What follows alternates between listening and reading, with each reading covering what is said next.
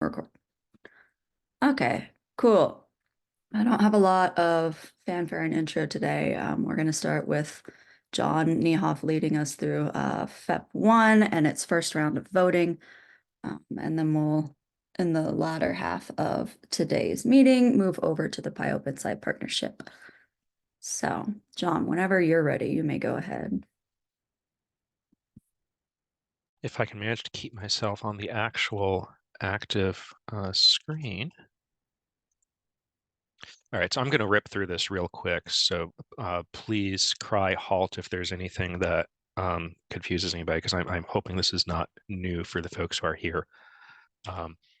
So just a reminder of what FEP1 means. This is a way of trying to find and document consensus within the community. So that particularly will be driving how we put standards together going forward. I think we started talking about it in August, but like the actual proposed text was back in October and had an update on one of our calls in November. And was originally based on PEP1. It's mutated significantly based on people's feedback from there. But if you, sorry, I should have thrown the link in the chat beforehand. You can get to all of these links. The slides are already in the meeting presentations folder. So if you can find that drive folder, you can go and click on these links if you want to take a look. So there's the PR with the actual text, there's diffs, there's lots of good discussion in there. There's also a template, which I don't think we're going to get to today. That's sort of a separate thing to approve. And some notes on how we were going to be going about implementing this, how I'll omit DOIs and that sort of thing, an issue. And just to prove I did my homework here, we're running the approval process for this based on what it proposes to do, which means we need to announce the vote a month ahead. 30 days. And so the announcement was sent out to the mail list in Slack back in February. So here's the process. Again, should not be, sorry, I can actually open it. Yeah, I can open the chat. So basically somebody writes up a suggested standard markdown, opens up a PR. We do a quick format review by the editors to be designated, have a bunch of discussion, and then 2 rounds of votes. With the idea being there's no edits between the votes, so it's a chance for buyer's remorse. But at this point, we can edit right up until the point that we decide to vote today.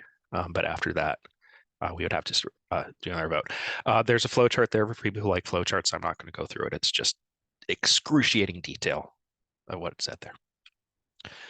Vote requirement basically is consensus, no objectors, but the hope is that the objections are concrete so we can actually do anything with it. Anybody in attendance can participate. We're not trying to set membership requirements or anything. Anybody not can submit written objections if they want, and we don't have any. So fortunately, that has not come to pass unless something showed up in my inbox in the last few minutes. Just in terms of changes to the actual text for those who have not been keeping up breathlessly with the diffs, since our last telecon, we cut out the accepted state just to streamline things.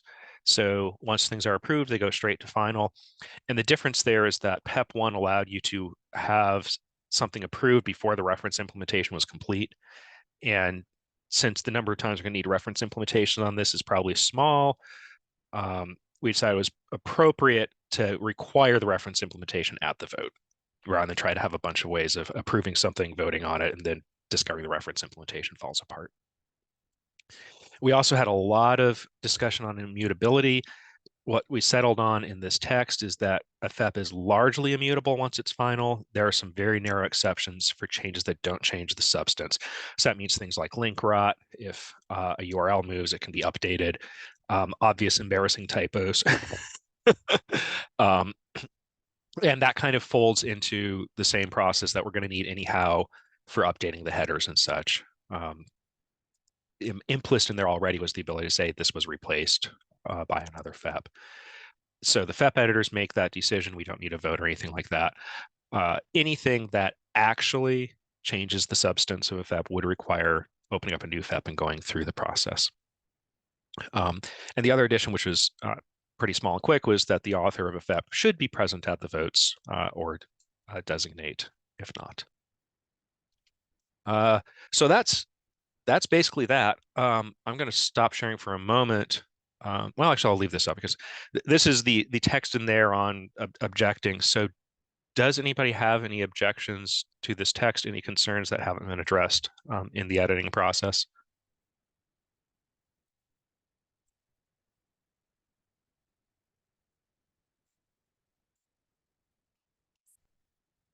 All right, hearing none, then Julie, I'm going to go to the next slide and then pass off to you for arranging this. Yep. And then hopefully this actually wasn't super new for anybody. I don't know if it's worth asking if this was anybody's first time seeing that or not. Maybe not. We don't need you to call yourselves out. Some people might, yeah. I think we should allow for a bit of discussion time and or a quick review of what's in it before we just vote on it. Yeah, so people can either sit and think, or I can go and pull up the text and share it if people would like to watch it scroll past.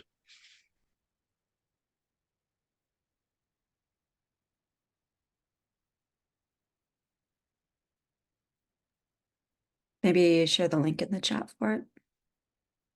Yep. Yeah, a bit of a Q&A might actually be worth the time. I mean, I think we blocked off like an hour for this bit, so we Yes. certainly don't have to rush through this. No, we certainly do not. Cool. Bicep presence, cool. Yeah, let's go ahead and All right, so the link is in the chat. And yeah, I don't mean to railroad this, but we also don't need to soak up the hour if we don't need it. This is also true. I have a question. you make a I just love governance so much. There's a never-ending rabbit hole of edge cases you could litigate for. The one I'm going to pick on is if we're allowing anybody on the internet to post a comment on a public PR to object to a thing, there is potential for somebody who has no real investment in the community to hold up the thing. Yep, that's absolutely true. Let me try to find the right. I think that there's also the difficulty that with anything, it is very hard to defend against a motivated bad actor. And to some extent with governance, you have to, though. Yep. Because your motivated bad actor can be somebody in your community. Yep.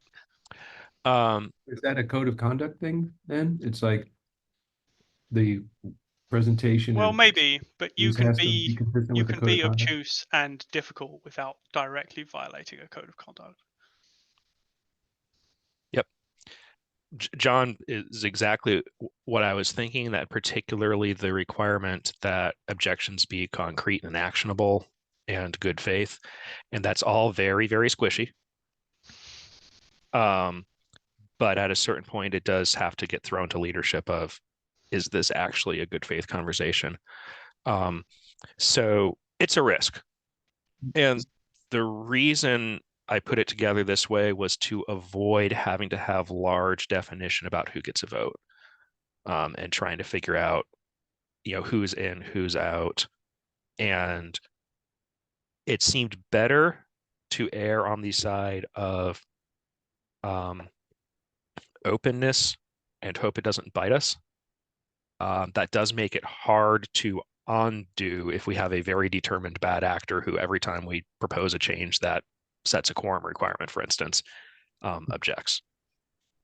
So maybe here's a question. I am the one like official editor of these FEPs at the moment.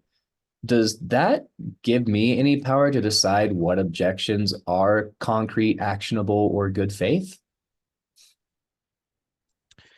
So that's why I was hoping to have leadership and editorship be in separate columns so that the editors can focus on technical issues, formatting, and that sort of thing, and then throw to leadership if we're looking at a code of conduct, bad faith kind of thing.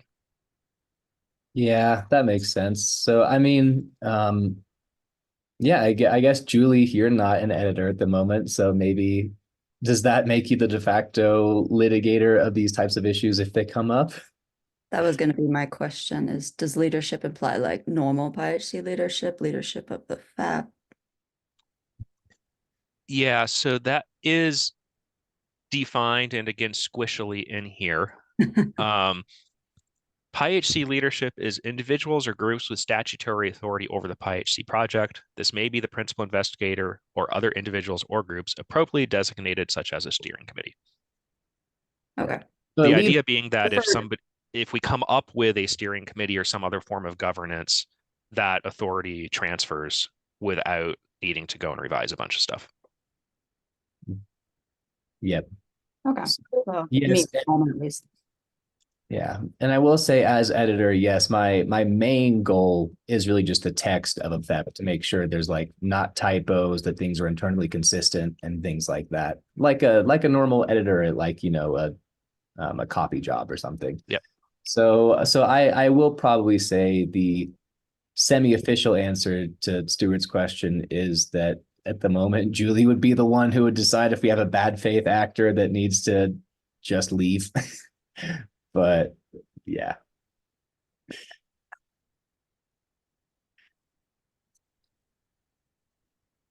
So Laura was asking in the chat, do we not need to find governance first?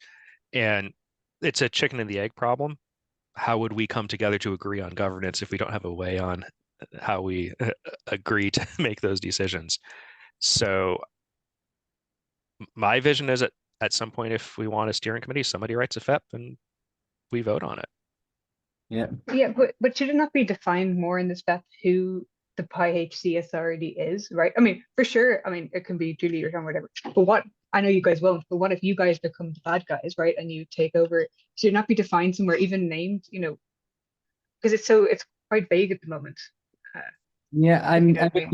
I will say PyHC's website does have a people page that does formally have a leadership thing with two pictures of me and Julie at the top. So at the moment, that is the most formally any type of leadership has been made for PyHC.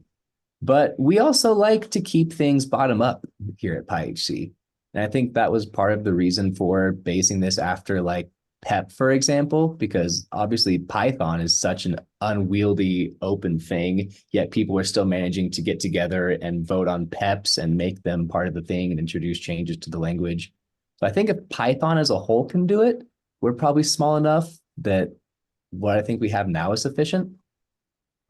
So ultimately, Python does have a steering committee, and there is the fallback on, or was, I think that they've written him out on Guido ultimately. So Oh, I had forgotten that history. Thank you. yeah. And I think Rebecca had actually put in for an unconference topic talking about do we need a steering committee? So maybe we'll talk about that sooner rather than later if it's upvoted to be spoken about tomorrow. But frankly, even if it isn't, I'll bring it up at a telecom.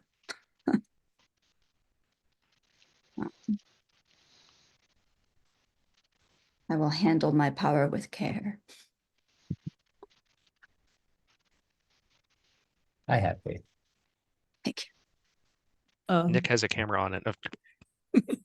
Yeah, so thank you for putting all the effort into addressing the concerns about mutability versus immutability. And thank you for being mutable about it. So overall, it's gotten to the point where like I definitely can live with it and I'll vote for it. The concern I have is that the process is kind of arduous, and when things are difficult to change, they end up being difficult to change, and it's a trade-off between like well-definedness and like well thought out decision making versus being able to adapt to things quickly. And so I think we should try things out. And if the concerns that I have about like it being a too arduous process, we can go through this process to revise it. So but like, I guess also if there are ways we could make the process lightweight, still, I would support that, but I don't have anything concrete to add. Mhm. Yeah, it's sorry, the thought has flown out of my head because I'm glad you brought this up, because I think this is something we've been trying to discuss in text, and it's gone poorly. For me, the heavy work of this has been trying to find consensus and trying to get wording and trying to get people together. And so far, the voting process hasn't been arduous. We'll see if I have a different opinion of that in about 45 minutes. And so I'm viewing that as the hard part of the process. And I'm not sure that can be streamlined. I do think if we find ourselves in a situation where we have a steering committee and we have some other more concentrated source of authority and we can defer some decisions to them instead of the entire community, that would be a time that I think would be really worth revisiting it. Again, a lot of what goes on in this is me trying to not define anything I don't have to define. And yeah, I mean, really mostly just trying not to define anything we don't have to define. Sorry, trying not to define anything, and getting very broad consensus and not having to define where the authority goes, which is, I guess, a specific instance of the first. Yep. And to clarify what Nick was talking about there, for anyone who wasn't following along, there was significant discussion on whether a FEP should be entirely immutable. Like once it's accepted, you just can't change a single character in it. We landed on some like a middle ground where you can change simple things. John, you said that during your slides just a minute ago, but I just wanted to make sure that was clarified. So things like link, rot, or typos, there's actually a pretty simple process that just requires like updating a couple things in the header before you can just say, all right, that's been changed. Yeah, honestly, updating the Zenodo record is probably the hardest part of that. This is always where my head goes when things get complicated. So apologies if it's a non sequitur. But for anyone who likes playing with AI as much as I do, I have already given this to multiple different bots like OpenAI's and Google's and said, hey, explain this FEP thing to me. It seems complicated. And if you just give it this document, everything I've tested does a really good job of grokking it. And I could even say, like, draft me a new FEP for this new concept, and it actually follows the rules. So we can The have. question is, do different models give the same interpretation of what it means? Because if not, that's an indication that maybe it's not as clear as I'd hope. And I mean, I got pretty similar things from the testing that I've done. Not that I'm saying we should rely on AI to do governance. That's a terrible idea. But for anyone who's daunted at this kind of thing, that's one avenue for it's actually quite easy to get your head around or to just interact with. I don't know.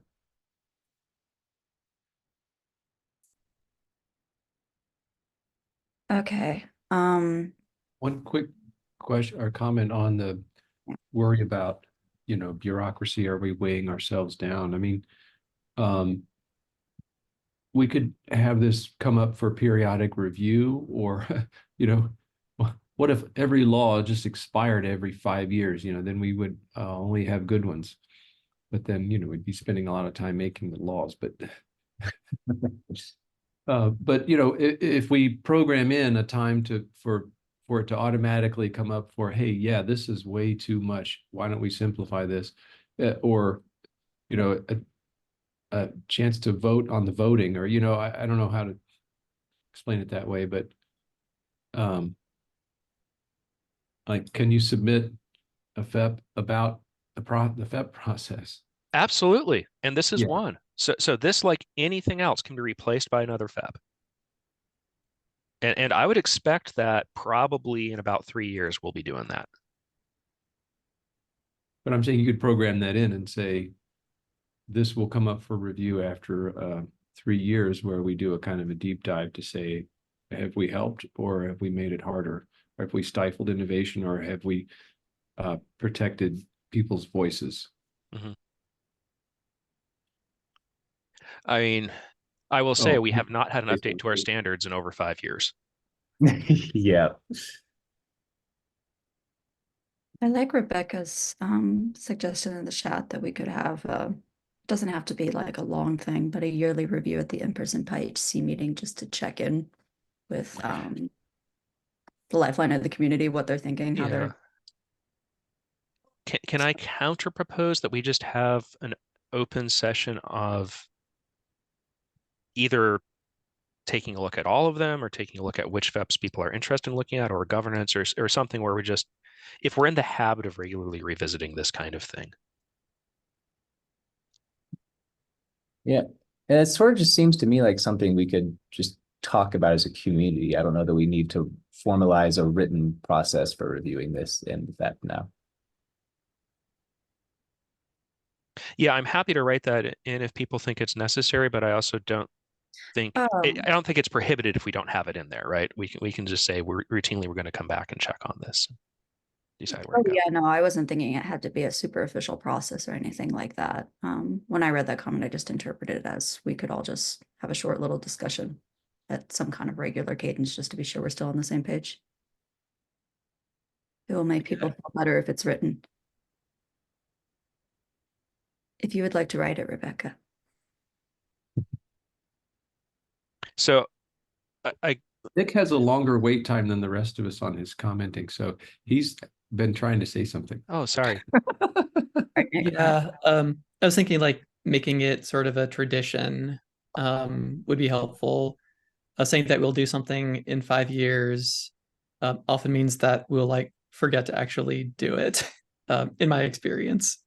So I think if we have like maybe plan on at this fall meeting, we'll talk about it and then sort of make it a tradition.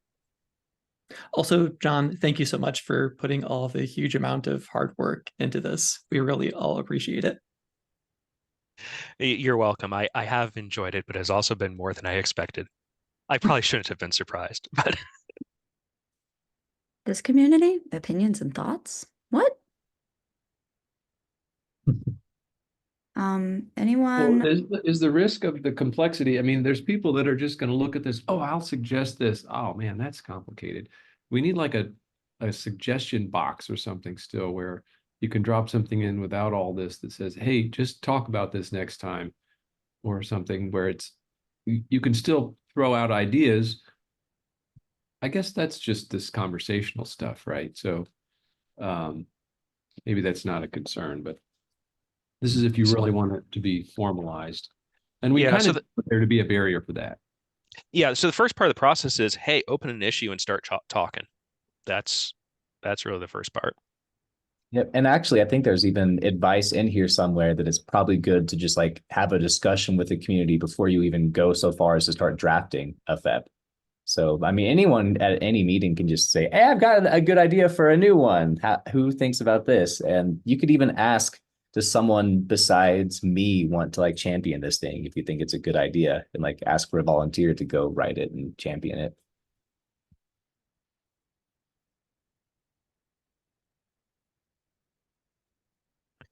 So do we want this written into FEP Hey, 1 as a requirement? hey, Rebecca, you should speak up with your sentence you came up with. Yeah, sorry, I'm reading it out of the chat, but if she can talk, then it's better for her to.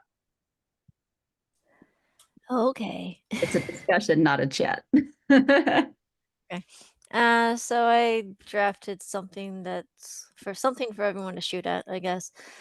So I like the idea of writing something in there where it's going to be reviewed periodically. Oh, camera. That's a thing. So I drafted something. The FEP process will be reviewed informally yearly at the in-person PyHC meeting for that year, with more formal, sorry, not format, reviews occurring every 3 to 5 years as determined by the PyHC community attending those meetings. Something like that. Sorry, I'm opening my editor. Go for it. Maybe I should copy it into the GitHub. Is that the right way? No, I can just edit it right here, and I'm not going to make a fancy pants new diff though of it. So Well, is I'm this gonna, the kind of thing that goes with the conversation? Am I hearing this right? I mean, those are the ideas that have been floated around. Okay. yeah, I'm not going to paste in my editor this second. It's just getting it open because it sounds like people want something like this. I think the other question is, what if not, and what does this involve, right? Is it just there's a procedure for replacing this with an updated version, just like anything else. So is this essentially a requirement imposed on the people holding the agendas of the meetings? I don't see any other way to implement that, I guess. Holding the agenda. Do you mean me? It probably, yeah. Well, it would be PyHC leadership. It's almost exclusively me doing the agenda, so I will accept that. Do we Well, want? Can I jump in? Yeah. So if it's reviewed informally yearly, part of that discussion could be, okay, are we coming up to our place? Do we want a formal review next year? But That what would could the be a formal question. review entail? I have no idea. So if we're going to require a formal review, I think we need to define what it is. Go for it. Ugh. We can make that a community discussion to decide what that is. Maybe Well, detailed. I don't know. So I'm going to mutate your language slightly, Rebecca, and then I'm going to type it out. But it's easier for me to form in the head, which would be that leadership shall make sure that discussion of the FEP process is on the agenda of at least one PyHC meeting annually. Yeah. And maybe it could just be a quick thing, like, hey, any objections this year? No? Okay. Yeah, it could be how's this going? Do we need to open this up? Do we need, One thing so that also stands out to me is that it is definitely possible to write another FEP that does nothing but outline a review process. That could just be a supplementary document that gets created after this one.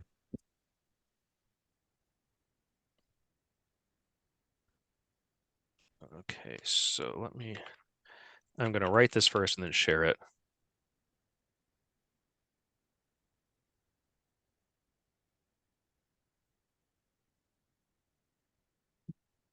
Writing on the fly with people watching you, how fun is that? Well, you're not watching me because I'm not sharing my screen. That's the only thing that's making this work.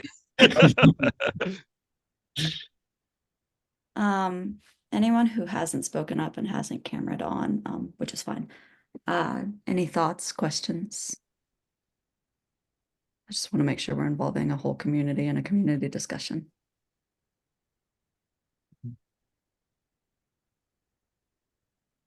All right. All right, let me try to share this. Alexander, sorry, Sasha, you have your hand up. Yes, it's the first time I see this FEPS, and that's probably my issue because I wasn't actively involved. But I'm just trying to understand, like, what is the main advantage of having this heavy formalized process versus having a discussion? I mean, there are some open issues as I quickly look at the standards and at the standards repository. There's essentially no discussion. The most discussed issue is about FEPS. So, and I'm just trying to wrap my head around why the process has to be that heavily formalized and what's the motivation behind it. I can maybe take that one. I think it's more future-proofing than what's absolutely necessary right now. I mean, the idea is for PyHC to continue growing. You know, we're going to be bringing in more packages, more community, etc. Growth is in our future. So just having some kind of process here for how decision making gets made is a good thing to get sooner than later. But also we're considering actually decently major updates to PyHC, which we'll actually be discussing one of them with the PyOpenSci partnership here just immediately after this. So I think having a formal place like this will give us a formalized way to impose new rules or new package tier levels and things like that, which is upcoming. If anyone else has a better answer, feel free to take another stab at that. Well, I've got an answer right here. There it is, written down. Yeah, I read it, and Okay, okay. I still had this question. I was read it and was like, okay, and what's the current status for this? And I know like the standards has not been updated. The question is, do they need to be updated, and how they were created in the first place? And if that process of creating them in the first place worked back then, couldn't work, could it still work right now? So what changes? Community grow that large, so it has to be like heavily formalized, maybe? I don't know. So I'm just asking. Rebecca, is your hand up because you want to answer that or because you have another question? I have another motivation here that Okay. might answer Sasha's question. So, at the last Dash meeting, the session that I led with several from SunPy just teased out one of the issues. So that particular session was on coordinate transformations in PyHC packages and trying to work towards interoperability. That was one of the many. Oh, here's Will. Just mentioning our session at Dash. Well, but that's one of the many specific things that we want to talk about in PyHC to try to be more interoperable and all these kinds of things. But we can't have rules on how or community defined rules on how to approach this concept or that specific task or demand from FAIR, that acronym. If there's no way to draft that as a community and more importantly, require that of packages at certain tiers. One of the complaints that I heard in that session was that there wasn't enough of a hammer from PyHC. Like, okay, we have these standards. Who is enforcing them other than just some congenial, hey, you kind of got it right. But there's no formal review. I heard that from several people in the session, and I told Julie that, like, passing it on. But that's one of the big motivations here. It's like, okay, well, people want that enforcement. We can't really do that as a community if the community is not involved in determining that. And that's the difference between the previous method of standards and this one. The previous method of standards are currently being forced by Sean. More or less, right? But not as like a hammer on the anvil, so to speak. And there's only certain ways that that would even be appropriate, right? But if we have this structure and we have a way to have community input into the structure and buy-in from the community, like you helped us make this, okay, here's how this is what we're going to do based on that. A lot of words to say this is what the community has been pushing towards, and we're hoping this is a good way to do it. I'll hush now. Nick, you have your hand up. Yeah, I think with regards to the prior process, I worked with people to put a pull request in place to edit the standards like 4 years ago, and we didn't have a process for how to update them, so it sort of languished a bit. So I think like having a process for how to update them is really helpful. The standards were also imposed on the community by those of us who happened to be at Boulder at a particular physical meeting. Mhm. That's a pretty scary way to go forward. Particularly, so you say this is the first you've seen of this. So that means that even with this process, even with heavy notification, even with all of that, this is something that managed to slip on by. So, oh crap, this is Fish and Game. I'm sorry, I'll get back.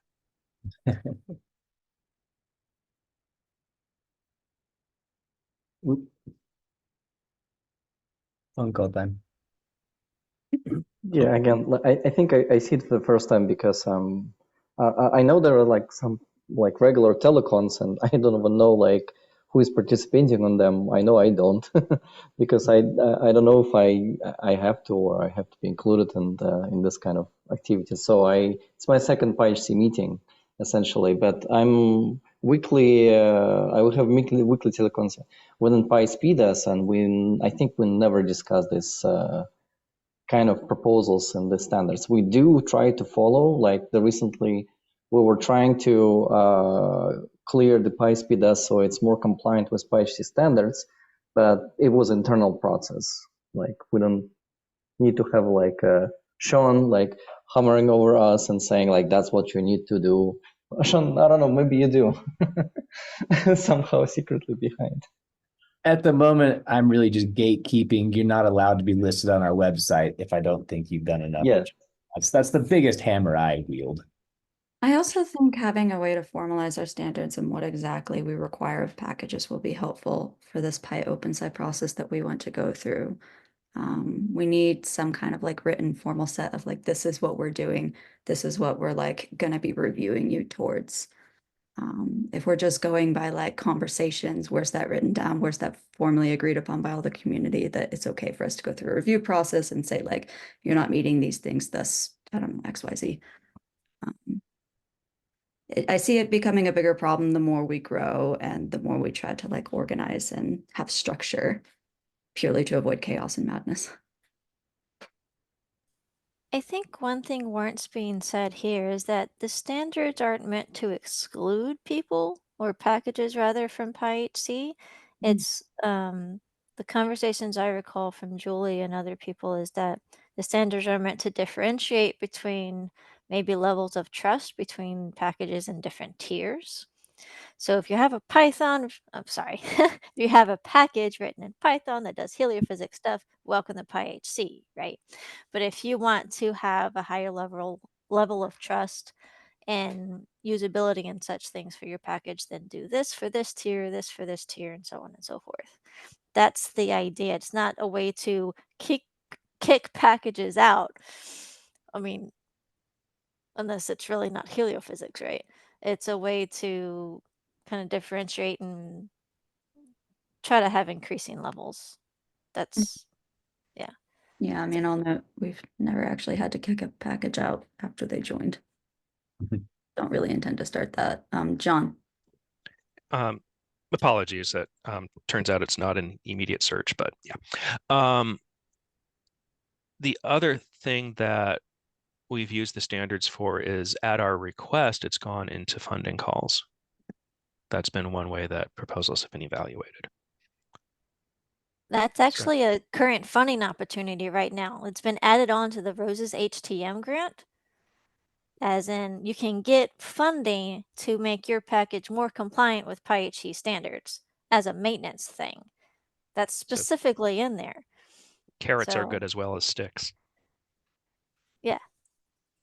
But yeah, as we grow, also having the documentation means it's not just a word of mouth thing. That when people show up, we can say, oh, well, this is, if you want to contribute, here's where to go, or here's this, we've captured it here. I mean, it's still a conversation, but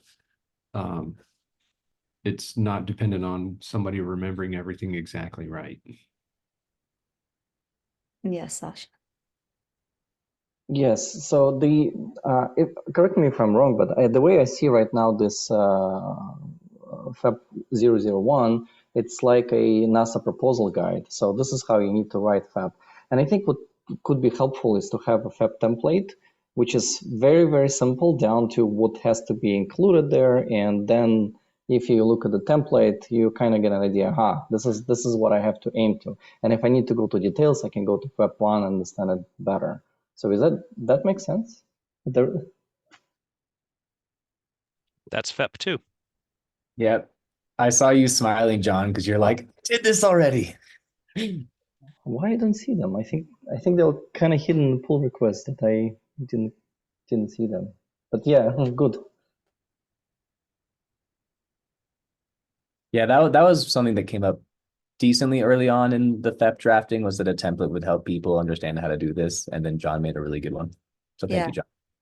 Thank you. I want to point out Leia's comment. Another thing to consider in this conversation is not just the package joining, but what happens to it over time. Sometimes those standards include things, sorry, that make a package easier to maintain, easier to find a new maintainer, easier for others to contribute to. So this helps with package maintenance, longevity, and so forth. Sorry, I'd like to loop back briefly just to the review thing, if I can share it, because I think we're moving on to other things. I'd like to make sure that was captured in a way that's reasonable, unless we, decide to chuck the whole notion.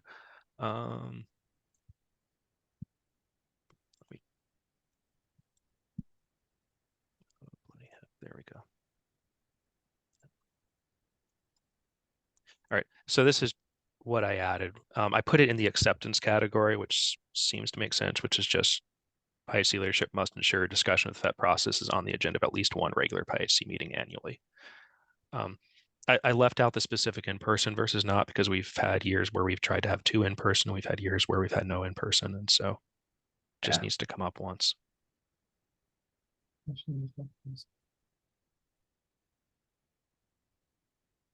Yep.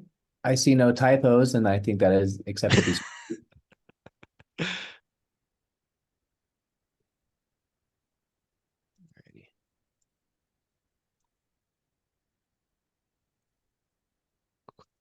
And if Zoom will just give me my controls back so I can stop sharing. There we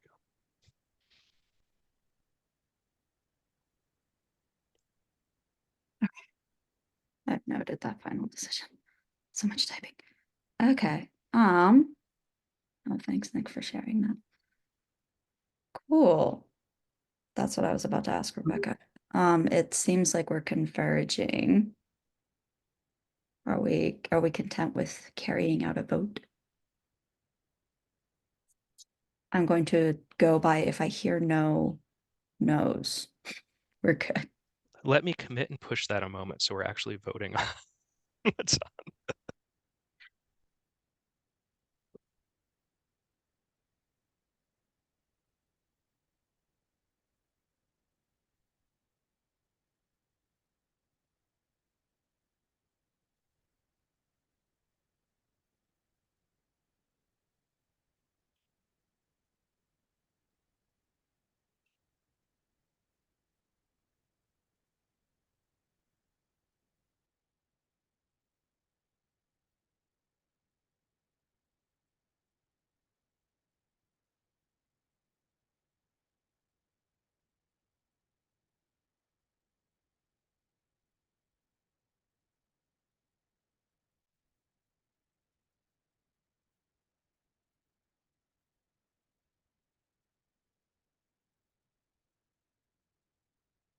Okay, it's officially pushed. So the version that is sitting up there now.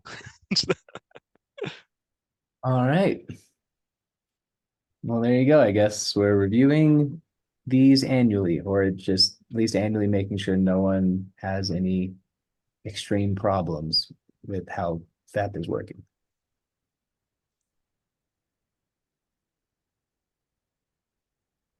All right. So, John, remind us, how did you want voting to occur? Well, you can make the decisions on this. My proposal was here. Let me just do it this way. Say Let me try not to reset my keyboard for once. Oh,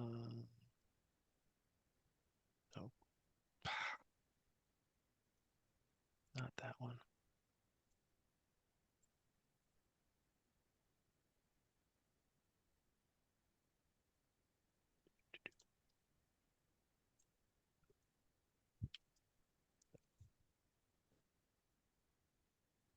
There we go.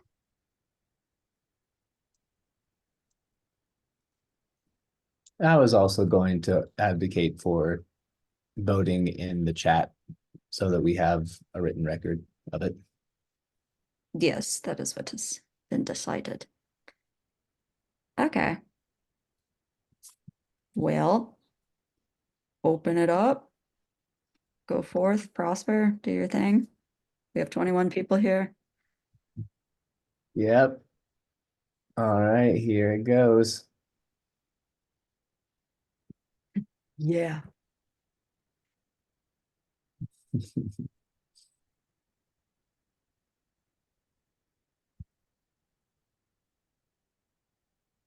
Should we give a time on this, maybe? Maybe like, I don't know, a few minutes to vote? Yeah, you have until 9:52.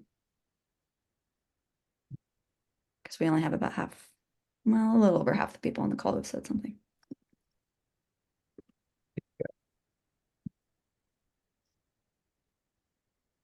And also, I guess we have 21 participants, so if we end up with 21 votes, we can short circuit.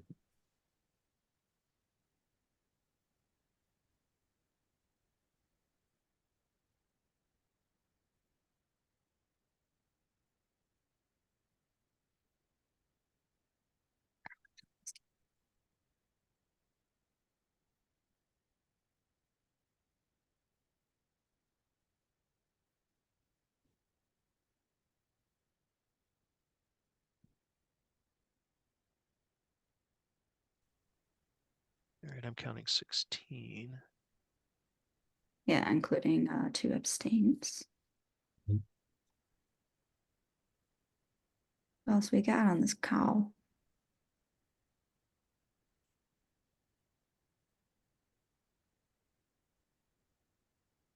Angeline, you're part of the core package people. Would you like to vote on this?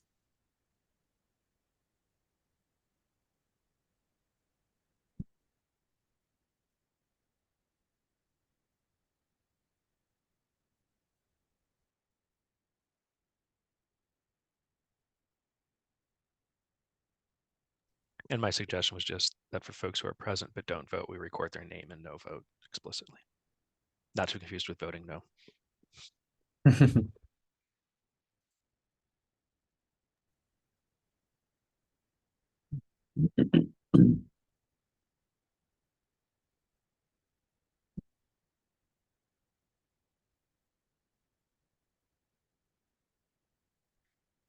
All right, if my calculations are correct so far, we've had 17 people vote. There have been no nays, just no votes and abstains.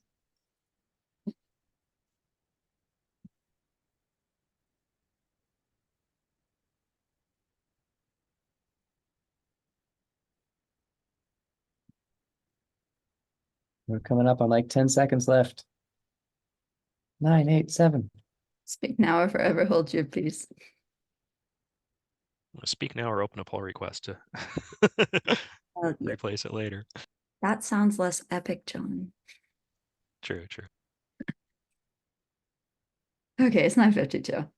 I will record for 0 nays, 15 yays, 2 abstains, and I will count up the no votes because my brain is not doing math right now. I think that's what, 21 people, 17. Yes. And I will And unless people object, I think we should put the names on that because with the original set of standards, people were really, wanted to have their name associated with. Yes, I am agreeing to this. Yeah. Sorry, to clarify, we want our names written on everything, like the yays, the nays, the abstains. Yeah. These people voted yes, these people abstained, these people were present and did not vote. Seems fair. Julie, remind me, when we get these recordings of these meetings, we get the chat too, don't we? That's like a text file that Zoom saves, right? That's how I'm gonna put names down. Okay, great. Yeah, good. Thanks. Sorry to make more work for you. But... Can't believe you've done this. All right, can we say that vote passed? I would say that's a pretty solid yay. All right. Yeah. Okay. We have a FEP 1. Well, we have a second vote. We have a second vote. Second vote. So I will send to the list and to the Slack that the first vote passed and the second vote, Julie, we had scheduled for the April 15 call, right? Yep. And so no changes from now then. If anybody finds anything terrible, then we get to start over again, and we would do a second vote at the fall meeting. So hopefully we've managed to find all of the lurking major issues. Woohoo! Well, congrats, John, on getting the first vote through and passing. Thanks all, and I'm glad we did get to have a robust discussion here. That makes me feel a lot better. Yeah. I have confidence in our process. Indeed. All right. Well, we have, sorry, like 6 minutes before Rebecca have to drop her. Okay. Bye, Rebecca. We have about 6 minutes before the next topic was set to come up. Do we want to go ahead and keep on keeping on, or do we want a small break? Ooh. Break? Small break? Let's have small break. Come back at 10.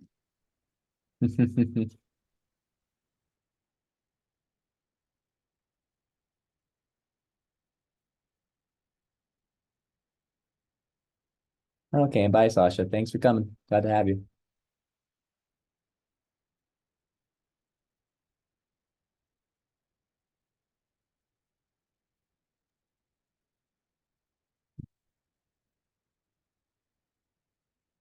Oh, hey, Leia. I'm hoping this next discussion should be fairly straightforward, so long as everyone's on the same page, but this will be our final way of doing so. Yeah, and I have the presentation set up that people can just add questions. So like even if, because I'm assuming this is not where the final decision is made, but I can answer questions even if we run out of time, like after the meeting, just because we'll have everyone can just add thoughts to the presentation. Yeah.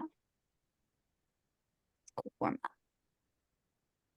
Oh, I would like to remind whoever's currently listening in, we're on a break, but if you want more unconference ideas brought up or you're not satisfied with those that are there right now, you should speak up soon. I think probably shortly, what I'll do is shortly after this meeting, put together a voting link and then send it out to everyone in an email follow-up from today's meeting. And then, yeah, we will spend the first couple minutes of tomorrow organizing based on those voting results and then have our own conferences.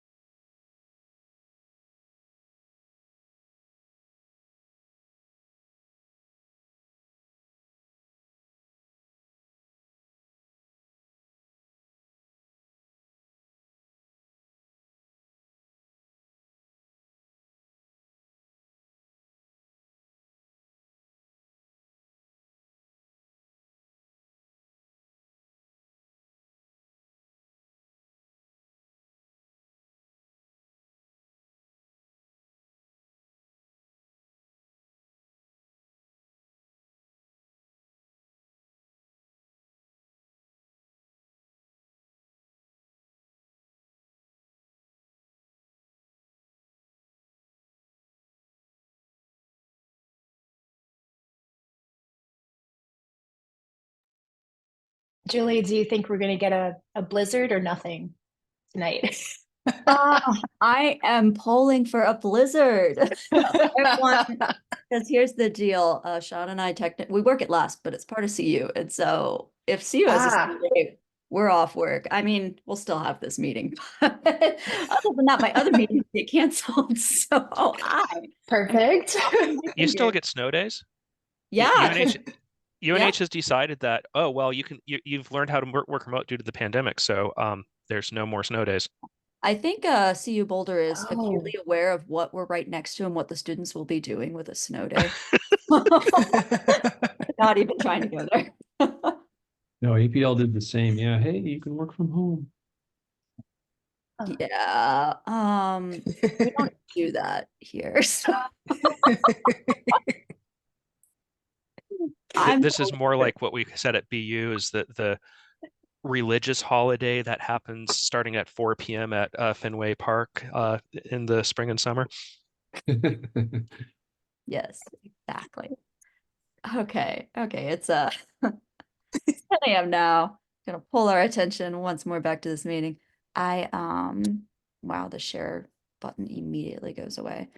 I just want to super quickly, if you're on the Slack, pull your attention to the fact that we have a little poll going on here for our next PyHC meeting that is going to be in person. And as a reminder, when we do in-person meetings, those are Tuesdays to Thursdays, so that you can still have your weekends as your own.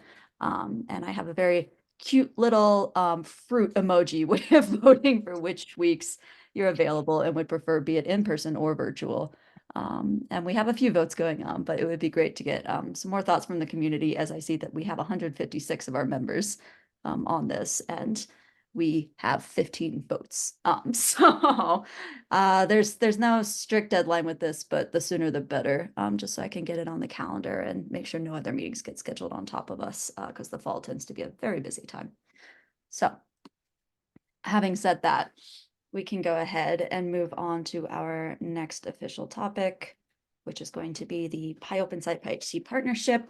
What I'm hoping to get out of this discussion today is getting everyone on the same page, happy, and knowing what our next steps are to continue and actually implement this process. So I have just a few slides I wanted to share with some questions at the end that we don't necessarily have to answer right as I put that slide up, but we can talk about during the discussion, and they may help us, keep this process moving along. So should I first share view? Oh goodness. View slideshow. I probably have to share the screen first, don't I? Google Chrome. Share. Are you seeing slides instead of just a small screen? Sick. Okay. So as it implies here, what I just said, we're talking about the implementation of the PyOpenSite PyHC partnership, and that is the date. As a super quick recap, if you've been living under a rock and haven't heard anything about PyOpenSci, Leah has presented for us twice now, once at, I think it was our last in-person spring meeting, so a year ago. And then she presented again shortly thereafter at a telecon to answer some questions. But this is just a recap of what the review process for us would look like, where we get our packages submitted. There's the PyOpenSci review that happens, and they would look at our packages, not only considering the PyOpenSci standards, but as well as our specific community standards, which is why it's really important to get on the same page with standards and what we want to compare our packages against, if you will. And then, once it's accepted, we would have your package would obviously then be, a PyOpenSci vetted package. It's displayed not only on our page on the PyHC website as, having the PyHC or PyOpenSci stamp of approval, but it will also be listed on PyOpenSci's site as well. And then there will also be an indication that PyHC is a community affiliation with PyOpenSci. So super quick overview in case you had never heard of this before. So I'm just wanting to remind us all of what the benefits of this is. So it's an open peer review process, and it's a diverse set of committee on the PyOpenSci side that will go through and look at all of our packages and, source and pull in the reviewers that we need. And there's a big focus on improving the quality, usability, and maintainability of the software. that's driving, open science, what we're all here for. So this is extremely in line with PyHC and its goals and what we stand for. A nice little, side effect of if you go through the PyOpenSci process and it's approved is that you get greenlit for a JOSS, Journal of Open Source Software. Pretty sure that's what that stands for, publication. So yeah, if it's in scope for JOSS, it'll be fast-tracked through that review process because you've already done a leg of the work that JOSS normally requires. Going through this review process and partnering with PyOpenSci helps with long-term maintenance. They do annual maintenance check-ins and have community support surrounding your package. And also, in the case that a package starts to, go stale or a maintainer needs to step down, PyOpenSci will help us find a new maintainer for that package and or find a way to gracefully sunset that particular tool.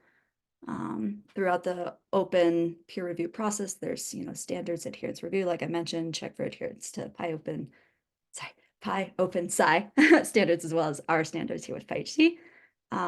They do provide packaging support. So for some of the packages that are newer to our community or scientists that aren't as familiar with that whole process, PyOpenSci can help walk them through that and provide support in that arena as well. And then I alluded to this earlier, but it just, will give more visibility to your package, more links happening for you, because it'll be shown with our package, with our website, not only that your package is there and approved by PyOpenSci, but also in PyOpenSci as well. And if you didn't know, SunPy recently underwent this process and became a PyOpenSci affiliated package. So if you are, concerned to have more questions, perhaps, Will or Stuart or any of the others on this call may be able to, talk to their experience a bit and alleviate some of, those concerns you might have. So these are the questions I just wanted to pose to you all. One of the biggest things we need to make sure we have, set in stone before we go through this partnership is thinking about what exactly is our package acceptance criteria. That is what makes a PyHC package really, a PyHC package. What parameters do we want to measure against to determine if a package is affiliated with PyHC? Because loosely, it's so far just been me and Sean saying, hey, that looks like Python and heliophysics, cool. Are we good with that? What else do we want to know when a package is related to PyHC? And at what point do we say you're not PyHC affiliated? So just questions we want to think about and make sure we have solid, concrete answers to. Time frame. When do we feel comfortable, officially implementing this partnership? After this call wraps up, are we happy? Do we just start pushing forth? Do we need, another telecon or two? Talk through any questions or concerns. I want to hear from you all because I'm all on board for this and think it's a great idea, but this really needs to have community support and buy-in for this to, successfully be carried out. General questions I then have that more community specific. How do we want to handle packages that, might fail a PyOpenSci review process or, not successfully complete it? Do they just drop down to a different category of PyHC package? Like when we implement tiers and so forth, do they just go on the lowest rung? Some provocative questions. Do we require a PyOpenSci review in general to submit to PyHC in the future? Do we simply require it for higher tier PyHC packages, especially a successful one? Do we want maybe to have some kind of carrot/stick at the same time of you've gone through the PyOpenSci peer review process and you succeeded in order to, for example, stay within our PyHC software environment that Sean's working on, which, is important and better promotes your package. Finally, do we maybe want to think about doing an informational FEP to document these affiliation requirements now that we just, have seen what that process is like? Nabil is asking about it, and yes, so that's exactly why I have this here. So I just want you guys to keep these questions in mind. Leia is gonna present here in a second with a set of slides, and then we have a little over half an hour for discussion. So cool. That's what I have to share. Any immediate short thoughts or questions before Leia goes? Otherwise, we can hold them for the discussion. Yeah, I think I'll just say it probably does make sense for us to sooner than later come up with different package tiers. I know you and I have even floated around different names like gold versus VIP or whatever. Naming things is hard, but Yeah, I'm imagining there's a highest tier of PyHC package that is compliant with everything they possibly could be, you know, all standards, all Pi OpenSci things, also compatible with the PyHC environment, doing great things. But then yeah, there should also be like just a normal tier too that people can enter into PyHC and still be listed on our website if they don't want to jump through all those hoops. So it might be sort of incumbent upon us to just come up with those sooner than later. For sure. And again, I totally agree for this, so we can define this better. I can take a lead on putting that info together. John, I see you turned your camera. Yeah, is it always a tiers? Because you know you have different categories. Does it do this? Does it do that? It might not always be a this and everything below, right? Like you could be compatible with the PyHC environment, which would be great, and maybe like one of the upper level ones, but maybe a say lower level one could still be compatible with the environment, but it just hasn't gone through all the vetting and so forth. So so it, you know, it might be hard to define it so that it's always, you know, different levels with the gold standard level or whatever. Do you see what I'm getting at? The combinatorics gets possibly difficult to make it all levels. Yeah, John read my mind in the chat there where he said maybe we could start with badges. Oh yeah, okay. I feel like I maybe should have considered this beforehand until now. So maybe I'll have to think about the merits between the two approaches. So But we did discuss badges. Having the badge for PyOpenSci be shown as like the first step of this process. If we were to tier packages, that is a different and additional discussion. yeah, that's true.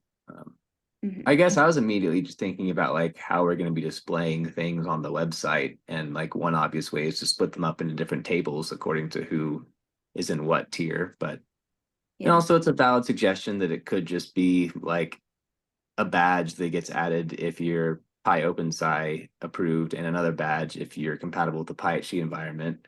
And then maybe I could add like a filtering mechanism on there. So like only show me the PyOpenSci approved projects or whatever. That sort of thing could work too. Yeah, I think some of the tiering came in when thinking about, you know, what's the carrot, what's the benefit of going through this other than, you know, doing good for the community and doing good for your package and so forth. Yes. The reason I suggested the badges is because that sounds like something we could do tomorrow. You know, people who want to start with this could start going through it. And once we've had a couple of packages go through the process in addition to SunPy, then we've got the ability to say, yeah, this is a good idea. Let's keep going with it, and let's add the sticks and carrots. That's true. Ooh, mentioning one carrot that's been on my mind for a while that I should probably mention is it's still on our wish list for PyHC. It gets pushed out a little bit, but to have an actual like PyHC developer, someone who's real good at heliophysics and can basically just bop around various packages and spend their time like addressing GitHub issues or contributing to packages or helping do stuff like that. And one of the obvious questions if we hire someone like that is how the heck do they decide where to spend their time? And if we have tiered packages, well, boom, only the highest tiered packages would get that sort of support. So there's a great carrot for actually going through all the steps to meet everything. Yeah. It's an interesting consideration. I have a question. Yeah. I feel like we're driving off the rails a little bit here, but into other things we could do in the future. My question is, at the moment, what is the criteria for being listed on the website? Basically, you have to submit a PR, and then Sean looks at it and says, yes, that's a Python package in heliophysics, and does not directly duplicate anything to his knowledge. So there's no current requirement or any differentiation on the website for packages that adhere to the standards that don't and that don't. Well, there's we have an unevaluated table at the very bottom of the projects page for projects that haven't gone through standards evaluation. So in theory, a new package could be added to that table. But in practice, every time someone's opened a PR recently, I've asked them to self-evaluate according to the standards before I approve their PR, and no one's complained about that yet. So we haven't actually added a new unevaluated project in a long time. Okay, so what the follow-on question then is, if most projects are currently adhering to the PyHC standards and getting listed on the website in the table that says they adhere to the PyHC standards, other than slightly more complicated process, what is the difference in review criteria for those people to go through PyOpenSite instead?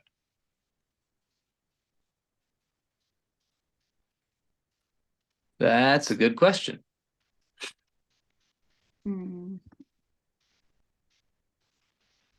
Because from looking at the PyOpenSite stuff, other than that, I mean, they'll get a much more thorough review, that's for certain, which is a good thing. But the PyOpenSite standards aren't particularly onerous, right? There's not a lot that you require to do above what's already listed in the the PyHC standard document, right? You have to have a vaguely sensible Python package with documentation and tests. These are all things that are listed in the PyHC standards as well. So to my mind, I don't really understand why we wouldn't just say, if you want to be an evaluated PyHC package, you should do the PyOpenSite review.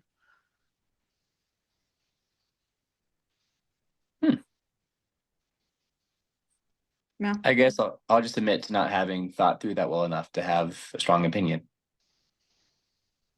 valid. That makes sense to me. Let's hold on to some of these thoughts for now. I want Leah to be able to present and go. Maybe some of our questions or thoughts may even be answered within her presentation.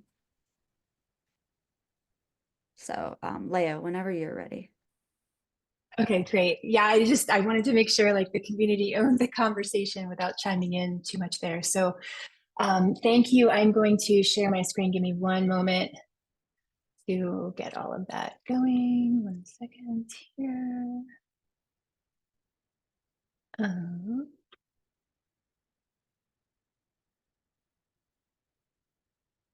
Okay. All right, can folks see a slide that says PyOpenSci? Cool, thank you. So I'm going to be using Mentimeter today just as a way that you all can ask me questions like while I'm talking. So if you see a slide and you have a question, there is a little question button at the bottom on all of the slides. And you can also react to any of them that you want. So if you want to follow along and be able to kind of chime in with just things that come up on your mind as I'm speaking, go to menti.com, and then this is the code. It's 26432376, or you can use this QR code and you can follow along on your phone if you want. Also, I wanted to mention that there's a lot of links in this presentation that you won't be able to click on your phone, but I'm going to give Julie the presentation in a format where you can just look at all the slides and click on all the links and stuff after this session. So you'll have access to all of this as well. Just to get going, for those of you that have tried to log in to Mentimeter, I'm just going to see if folks are like in here and able to ask questions. So just you can add any of the Python tools that you have kind of our go-to for Python packages. And I'm just going to use this to make sure everyone's with me on this slide. So go ahead and log in, and you can submit any tools that you normally use. Sorry, Python tools or tools in general? Python tools. So like packaging tools or build tools, that kind of thing. And if you don't want to submit something, you can just like click a button. I just want to make sure folks are able to ask questions. Wait.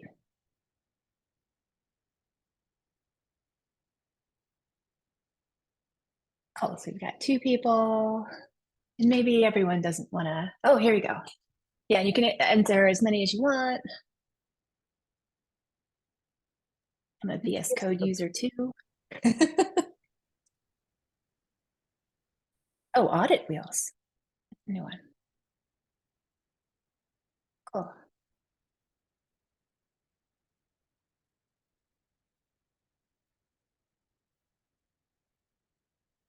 I just find this fun to ask this in sessions to see what things people are using. Awesome, we've got 9 of you. Oh, and 29 responses. Okay, cool.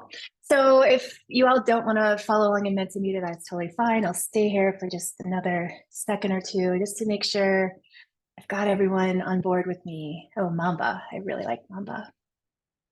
GitHub Actions. Okay, cool. So yeah, just feel free to make use of this little question button at any time while I'm talking. It will not pop up on the screen. And then you can also, if you want, react to slides. So I see people still adding stuff, but I'm going to keep moving just to make sure we have time for the discussion. So my name's Leah. I am the executive director and founder of PyOpenSci. And I just wanted to give you some updates. Like, we have done a lot in the last 10 months since I talked to you last May. We have brought in additional funding, which has been great. We are currently onboarding AstroPy as a formal or as a partner in our peer review process. We have 14 packages currently under review. So we've really expanded our ability to review packages and our efficiency, which has been great. And the big win is that we have our first beginning to end packaging tutorial for Python. It was consensus building across the whole community, and it's a great, simple or straightforward to navigate process if you're getting into packaging, you don't know where to start. So that's in our packaging guidebook. But and we've also expanded our leadership a good bit as well. Now, what I really want to talk to you about today is our partnerships. And I want to start with some context of why we started the partnership program. So partnerships weren't something that was like on my radar when I founded PyOpenSci in 2018. But what happened was, through our work, we started talking with AstroPy, and actually it was Pangeo that came to us early on and was like, hey, we are really interested in working with you because we have this list of packages that we consider affiliated with Pangeo.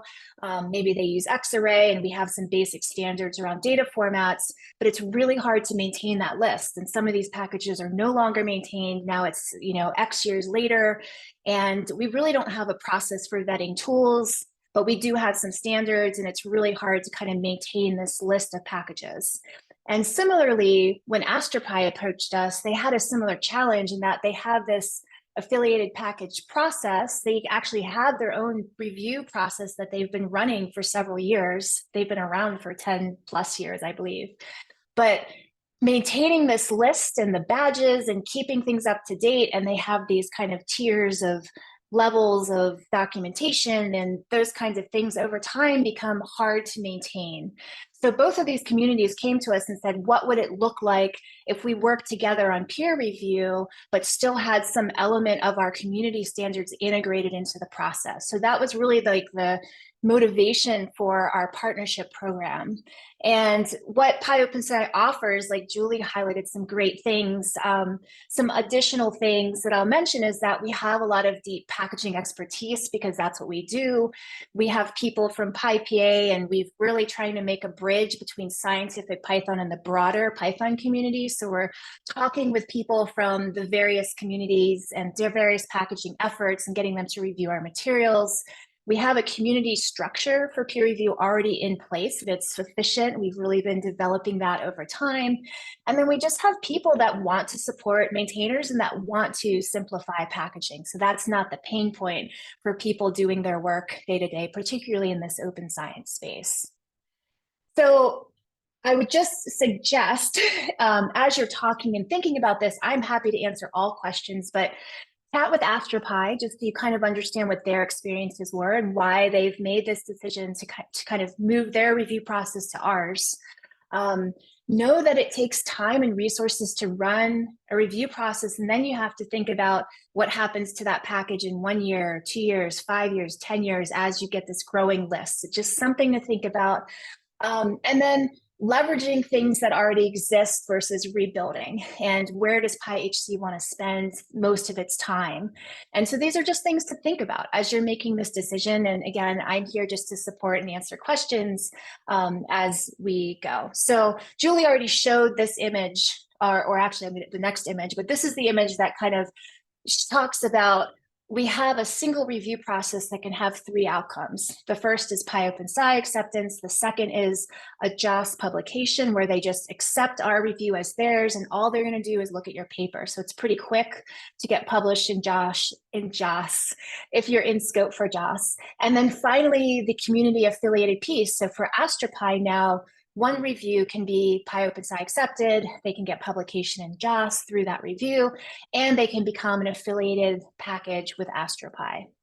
And so Julie already showed this, so I'm not going to really talk about it, except to just emphasize again that your community standards are really the important piece of making this process and this program work.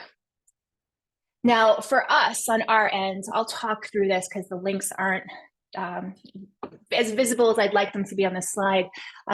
We have pre-review checks, and I think Stuart was alluding to those, where we think about things like documentation and doc strings and test suites and some of those basic packaging elements. And those are the pre-review checks that happen before the review starts. And then the partners, so that would be PyHC, but AstroPy already has their checks and they're listed in our peer review guide, where they'll add an additional layer of standards. And often those standards are things like the package is interoperable with some core package, like the AstroPy's package. It's interoperable with that. Maybe you have some standards around data formats and the way file IO is handled, which Pangeo has some language around those types of things. So every community might be a little different, but you're creating those standards and you own those standards, and then collectively we move forward together. And so what that means is we think about things like, what happens when a package becomes maintained? How do we archive packages? We've had some of those conversations with AstroPy already and updated our policies based on this really broad community input into like, how do we think about these topics as we grow, as we get more packages into our ecosystem? Do we remove packages? What does that process look like? Those are types of things that we would then be able to work together on collectively as a scientific Python ecosystem. Our vision is really that this idea of what happens if we collectively make decisions around packaging best practices as a broader community, but still we can do our domain-specific work. So the vision would be that if we have a set of recommendations around packaging, it's going to become less confusing for scientists to navigate the ecosystem, streamlining efforts and leveraging each other's expertise and work where we can. And then for PyOpenSci, we really care about making our content, when we're talking about packaging guidelines, beginner-friendly wherever possible and just maximizing accessibility. So how does this actually work? We ask that the partner community has 1 to 2 editors. We're deciding the numbers that make sense based on the influx of packages that we expect. So AstroPy, we just onboarded 2 editors. You can see them in our list. This is just a part of our editorial team that you see on the screen. And then we also ask that the community supports peer review. So we're going to reach out to the PyHC community, or an editor will reach out, and then our reviewer community will expand to include your community as well, in addition to the community that we already have of editors and reviewers. So this is the review that Julie alluded to. This is SunPy. Nabil submitted this in October. It was accepted in January. And we had an editor that was already on our team that has interfaced with AstroPy over the years. So she led the review, and it had 2 reviewers. And so one note, I just wanted to be really clear that we don't have a formal partnership with SunPy. I didn't want to make it seem like something exists that is not there yet. And we know that this is still under consideration, but I just wanted to highlight that we don't have those standards, the heliophysics standards yet, but it went through our normal review process. So what that looks like is very simply in our review template, when you submit a package, your community would become a partner that you could then select, that would then tell us like, hey, this is a community partner package that wants to become affiliated. So the author would check that box. And then you can see this is our active review, like part of our active review list right here. And you can see that the AstroPy packages are all flagged as being AstroPy. So you can always query this list of reviews to figure out what PyHC packages are going through our review at any point in time. We add the package to our website, as Julie already showed. And then we're talking about and working on collectively, what does it look like to have a community page on the PyOpenSci website? So we do a lot of social media and posting and promotion of both the package maintainers and the packages themselves. And it'd be pretty great to have pages for each community as well that we could promote. And this is just example text. None of this has been fully vetted. I just started working with AstroPy on like, what would this page actually look like for a specific community? We have a parsable file. So one of the big challenges that AstroPy and others, Pangeo, have talked to us about is just keeping their list of vetted tools updated and current. And so we have a cron job that runs every other week right now that updates our packages, grabs some metrics around the packages, and makes sure that our website is always up to date. So any other community could always grab this file and update their website using the same text, but maybe some filters around the types of packages you want to display on your website. And then we're also talking with Scientific Python. They've developed some great statistics. DevStats is what it's the package, and then there's a website. And so we're talking with them about leveraging some of their tooling to be able to have more in-depth statistics so we can just see what's going on with the community over time and really understand the maintenance frequency and just understand more what's going on in all of these communities with all of these packages. So in short, this is a wrap up. We provide a lot of structure for peer review. We provide the JOS partnership, this cross ecosystem consensus around packaging recommendations, and this ecosystem-wide visibility for packages, for your packages and your community. And then we would ask a partner to provide an editor or two. We could decide the number that makes the most sense because we want you to be making the decision about affiliation. We don't want to impose that on PyHC. We want PyHC to own that decision, which makes perfect sense.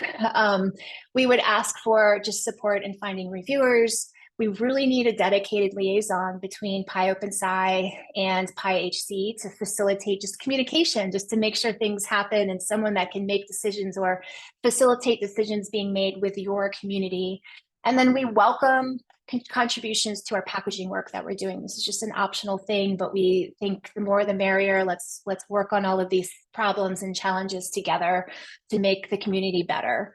And so with that, I just want to kind of mention that a peer review process takes a lot of time and effort to run. So this goes back to just talk to AstroPy, talk to some of these other communities, and think about if you're doing tiers and that kind of thing. Think about the efficiency piece of it and what that process will look like in 1, 2, 3 years. And is it qualitative or quantitative? Because these are some of the challenges that other communities have already gone through. And so I think there's just a lot to learn from that as you're making these decisions moving forward. And so with that, I am done. We can open the floor for questions, and I actually don't see any questions here, Julie, so we can just, however you'd like to manage this next part for questions, I will follow your lead. Sure. Thanks, Leah. I guess I'll just open up the floor for anyone to, speak aloud, think aloud, thoughts, concerns, questions. Are we good with this process? Do we want to is the next step to bring someone from AstroPy first to talk to us and hear about their experience and decide, I don't know, our next step forward? Or in any case, Nick, you flipped on a camera, so you go ahead. Yes, I think this is a great idea. And I think bringing in someone from AstroPy sounds like a good next step. I think Paleon is probably best contact person for that. Can you put that name in the chat? The only person I have is Brett Morris, who had presented on AstroPy at our summer school. My next big thought was just going to be adding AstroPy on. I'm still going to call it Twitter because that worked last time. Thank you.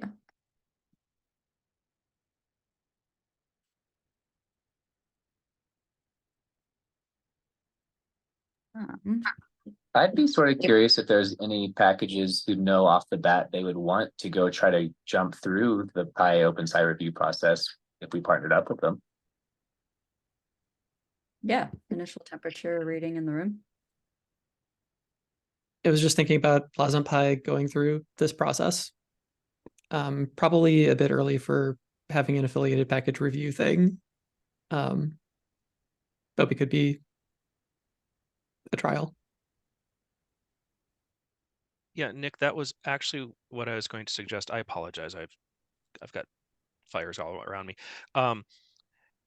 It would be great if somebody who's gone through this process, so SunPy or AstroPi, could kind of partner up with somebody else new and go through and kind of be a guide and document where we're going, and then share with the rest of the community. So we have a couple of folks. We have a couple of packages go through and build our community knowledge and get more comfortable with it, and sort of snowball.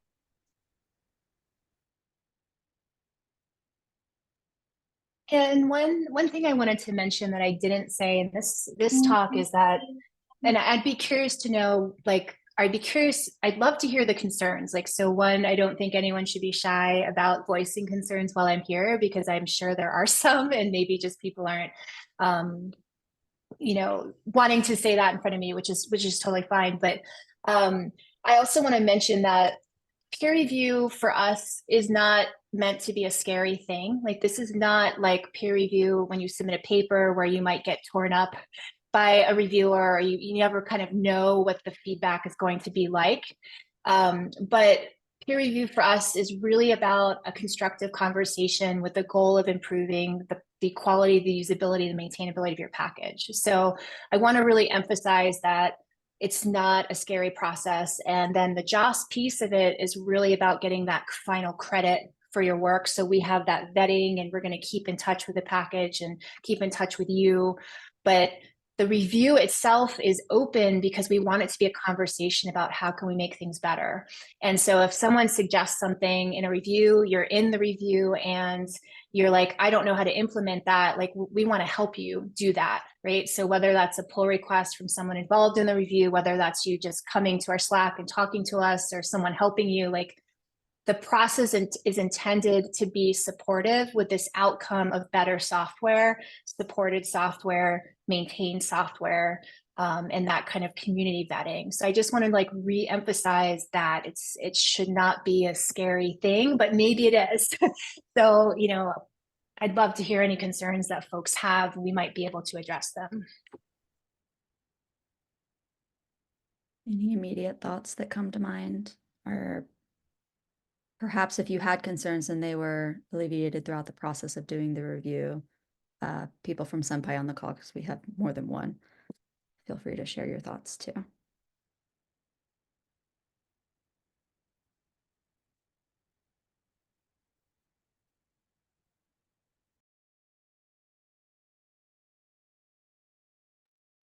Do we need more carrots?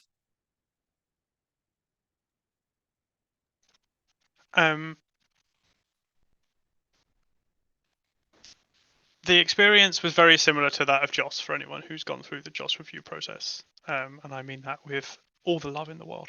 And I think it was very productive.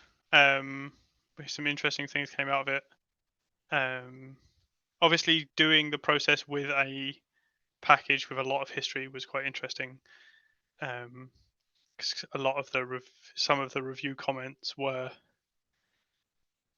your Python's a little crusty in places, and I'm like, yeah, it's old. But like, I don't think it was never like you've got to make it less crusty. It was just you do know that this is, you could maybe run some more modern linters and stuff on the code, that was just nothing we didn't know already. So yeah, I thought it was very good. It was a relatively lightweight, as light a weight a review process as having two people look over your thing can be. Yeah, it was good. I think like the peer review is done out in the open, right? So we could also look at different issues and things where that happened. So I posted in the chat the SunPy issue. And there are probably a bunch for like AstroPy and their process too.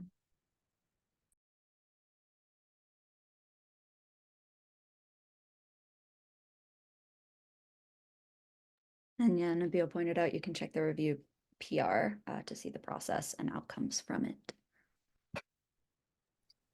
Yeah, I mean, I would say it was a very, I mean, Nabil, I will emphasize, is the one who essentially did all the work on our review procedure, but it was very comprehensive, but also very positive. And I think Stuart might more or less already said this, but I think it was also very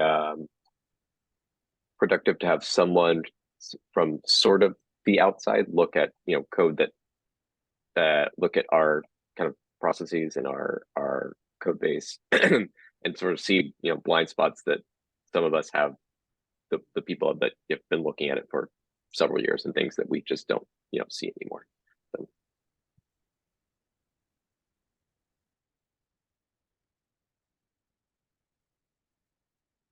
Yeah, I Nabil. just had a general comment about, you know, SunPy, AstroPy, those are fairly cohesive groups compared to PyHC. PyHC is whoever's decided that their stuff should go in here, and you know, so it's not, there isn't the same sense of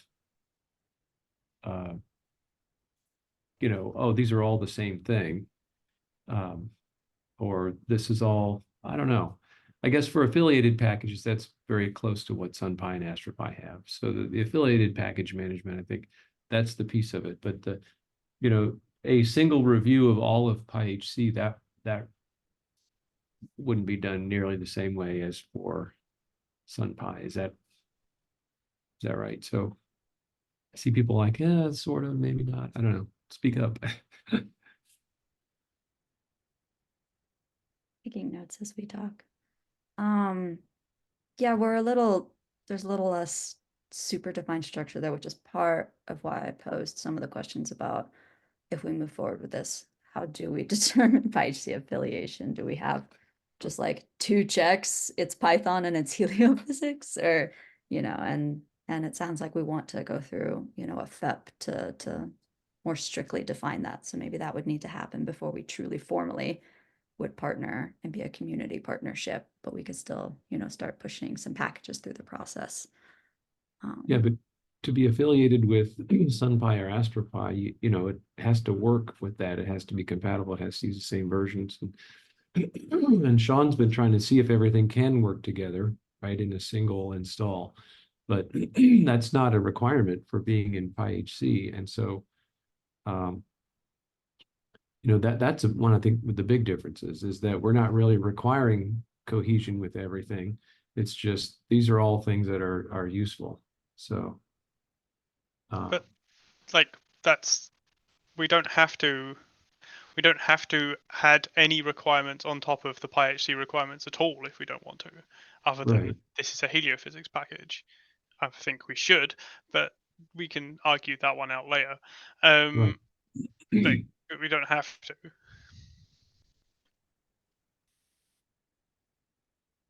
Right. Yeah. So this is, I guess, about future directions.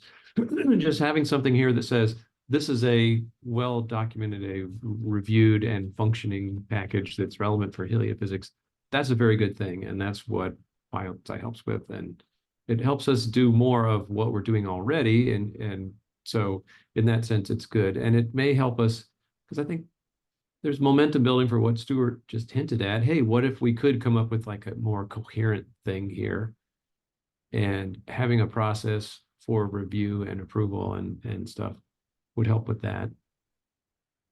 A process that was recognized outside of our community and we didn't have to do all the work to develop and, you know, sustain. Agreed.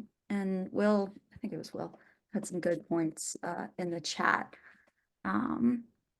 Being able to install things in the same environment is not the same thing as interoperability between packages. And just because they can be installed together doesn't mean they work together in any practice. Absolutely. Yeah. Yeah. No, that's a good point. Yeah. These are saying these have no dependency conflicts is way different than this is all one cohesive thing. Yeah. Completely Right. agree. Right. I mean, that's part of the, in my opinion, like one of the pros about this is that PyOpenSci will work with us to see, you know, what works for our community. It's not them imposing a specific structure or standard necessarily on us.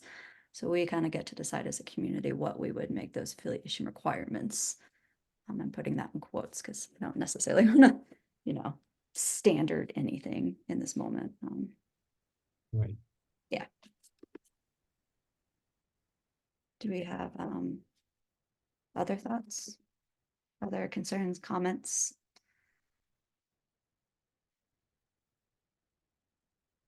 This is the platform to say them. Sorry, I keep getting so many emails. You probably hear all those dings.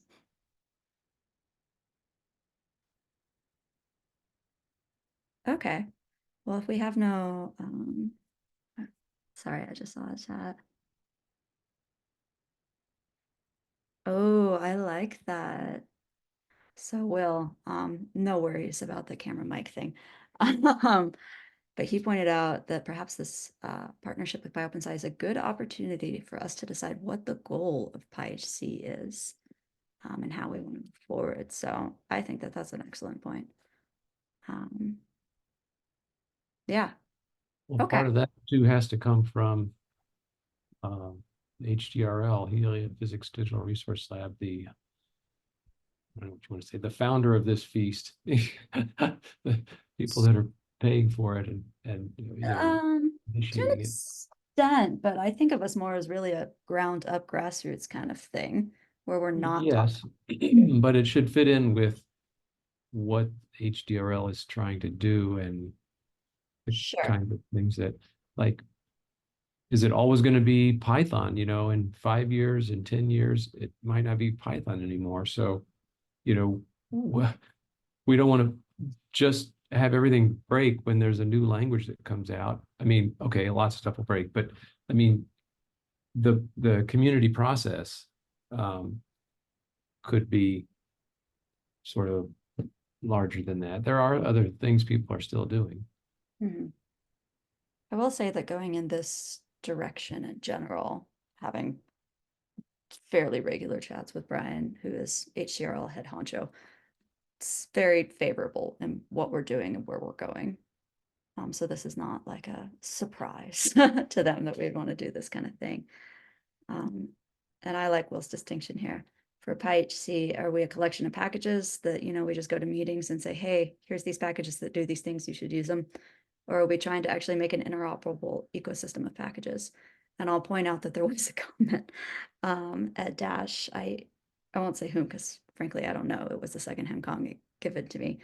But with talking about our interoperability work and trying to create this common software environment with all our PyHC packages, someone said, oh, wow, PyHC is finally going to be useful now. So I think this is a direction that we should head. I think this is kind of some of the things that people want to see, and will make our useful.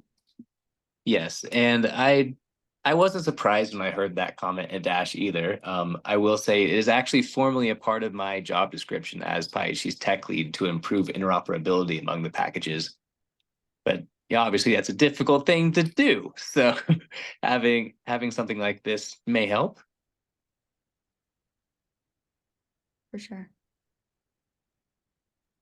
And one thing I'll just mention, like you might, coming back to like talk to AstroPy and some of these other communities, I can speak for what AstroPy and Pangeo both had, is where they landed was, you know, like AstroPy has this core package, but then a lot of their affiliated standards are more around like using similar data types or handling file, you know, IO in a particular way. So things that allow for flexibility rather than that like fully interoperable, integrated kind of growing thing. It's a lot of different things that can work together in a way that the community has decided works well. Maybe it's data formats or, you know, doing things in a certain way. And so that potentially allows more people to participate and more things to get to be created over time without having to have this growing core thing that is a big thing that now people are contributing to this one piece of software that's growing over time. So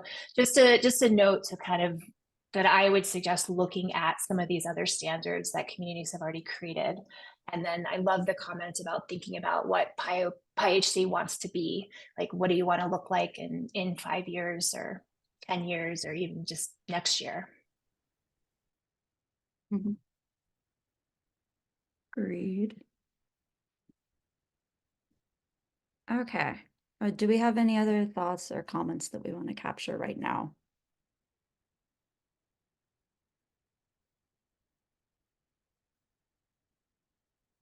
Okay, so it sounds like the next steps are going to be one, talking about what would our affiliation standards, we can use a different word than standards if we don't want it to sound quite as, set in stone.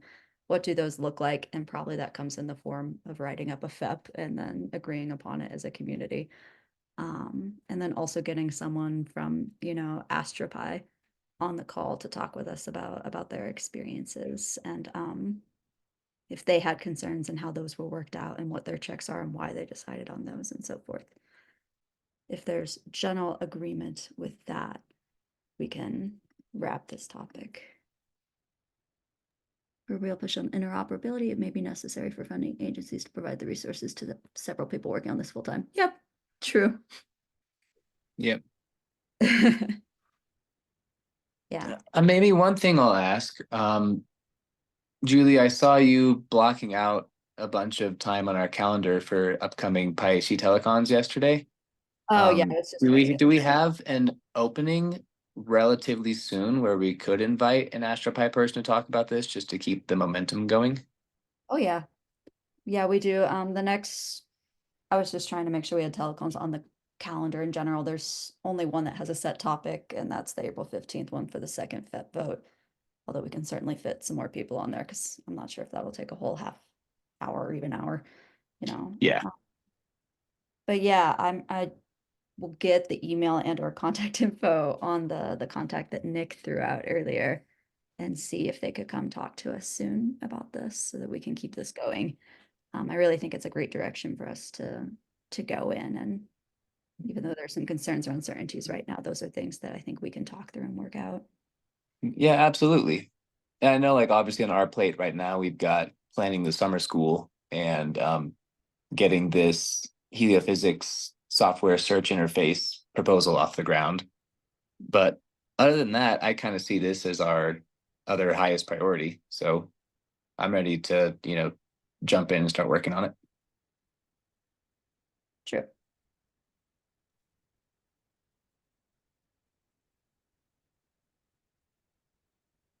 All right.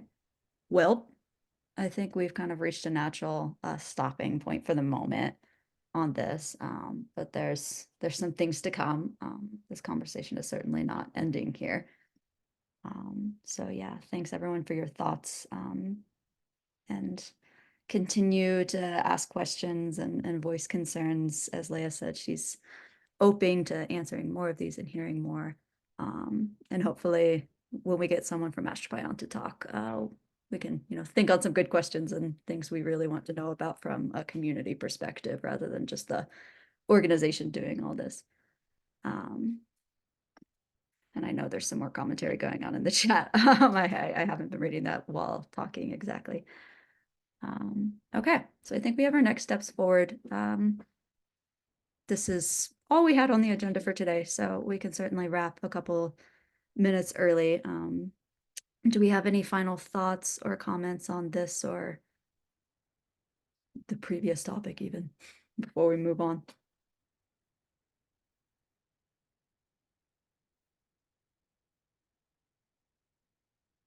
Okay. Well, I will see you all again tomorrow, same time, same place. Please be on the lookout in your email. I'm going to send out a voting link for our unconference ideas, as that's what tomorrow is centered around. I want to make sure that we're talking about the things, all together at once that the people really want to get done right then and there. But that doesn't mean that topics that aren't picked will never be discussed or see the light of day. We have a lot of telecons coming up, as Sean mentioned, that are all open. I just wanted to make sure we had some on the calendar, and so forth. We also shouldn't be scared of having multiple environments. I like that, Nabil. Cool. Cool. All right. Well, thanks everyone, and I'll see you tomorrow. And thank you again, Leah, for coming on and talking with us. Yep. Of course. Thank you. Bye, everyone. I'll share my slides. Thanks.